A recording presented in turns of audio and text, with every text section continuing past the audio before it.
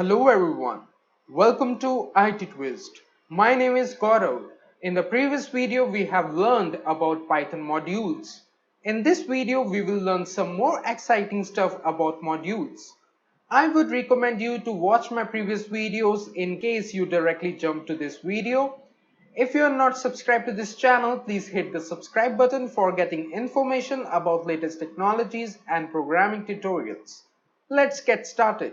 So we have two files here, main.py which has all these particular code, and we have calculations.py which has different functions that we are importing in this main.py file. We are importing two functions here, one is addition and one is multiplication. We can also specify alias like add for addition and mul for multiplication. So we can do it by using as keyword, like from calculation import addition as add and multiplication as mul. So when we will go ahead and run this main.py file, it will throw an error because addition and multiplication is not defined and it is available as now add and mul. So let's go ahead and run this file and let's see what error it gives. Python main.py, you will get an error, name addition is not defined, and when you will comment this particular line, then you will get an error that multiplication is not defined. So moving ahead, we can change these names to the alias that we have provided, like in place of addition we can now use add, and in place of multiplication we can use this mul. So when we will go ahead and run python main.py file, you will see 3 and 2 output here. Moving ahead, in Python, there is a global variable that is underscore underscore name underscore underscore, which tells the module's name and return it as a string. So when I will go ahead and print this underscore underscore name underscore underscore, often pronounced as underscore, and when I will run python main.py, you will get 3, 2 and underscore main.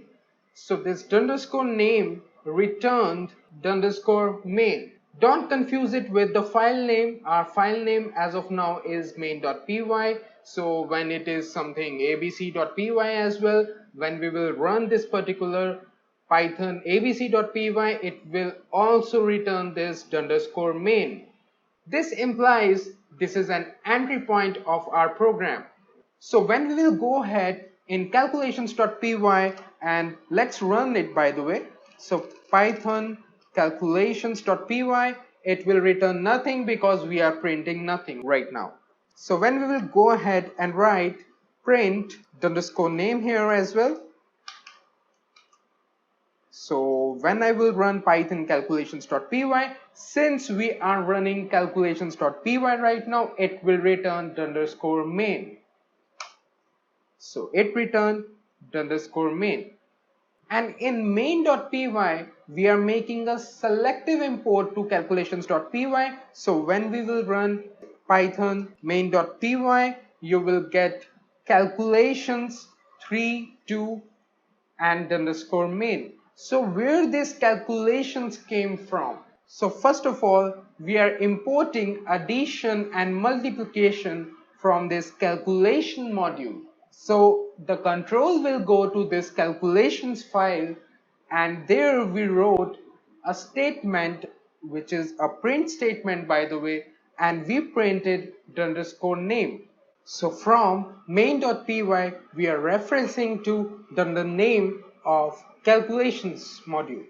So this underscore name will return the file name, which is calculations, or our module name, which is calculations.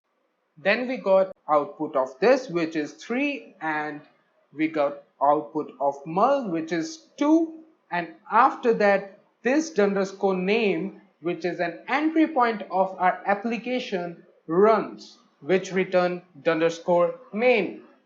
Now I don't want this particular print statement to be executed when we are importing the calculations in this main file. So how to restrict that?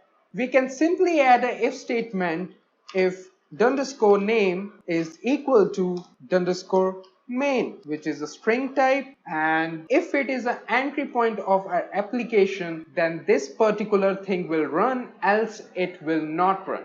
So when I will go ahead and run python main.py, you will get 3 2 and underscore main. Calculations is not coming right now because of this if statement. So when we will run this calculations.py, this underscore name will be underscore main. So this condition will get satisfied and this print statement will get executed. So let's run it, python calculations.py. So when I have run this, you will get an output of main. So now we will move ahead to our next topic, which is the built-in function, that is dir. So in Python, we have one built-in function dir, which is used to find out which names a module defines.